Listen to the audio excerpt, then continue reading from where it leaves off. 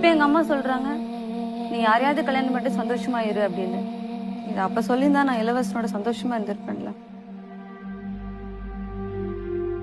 நான் லோன்லியா ஃபீல் பண்ணும்போதுதான் அவன் என் கூட இருக்கணும்னு ஆசைப்படுவேன்.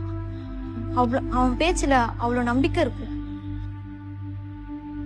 எந்த ஒரு எதிர்பார்ப்பும் இல்லாம எனக்காக காத்துட்டு இருந்தான். அதுதான் அவன் கூட நான் லைஃப் லாங் டிராவல் பண்ணணும்ங்கிறத உணர்த்துச்சு. எங்க வீட்டு ஆளுங்க மேல அவருக்கு ரொம்ப மரியாதை வச்சிருந்தாரு. எங்க வீட்டு ஆளுங்க தான் அவரை ஒரு மனுஷனா கூட மதிக்கல.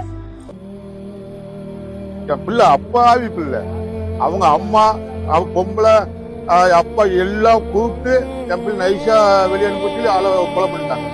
எங்க வீட்டுல எனக்கு அக்கா இருக்கு, தங்கச்சி இருக்கு. அவங்க சொன்ன கருத்து தான் நானும் சொல்றேன். என் ஜாதியை தவிர வேற எந்த ஜாதியில லவ் பண்ணலாம், என்னால முடிஞ்ச வரைக்கும் ஒண்ணு வெட்டுவேன். இங்க காதல்லாம் வெறும் காதல் இல்ல, அது ஒரு பொலிட்டிக்கல் விஷயம். ஒரு குறிப்பிட்ட கம்யூனிட்டில இருந்து வர காதல நாடக காதல்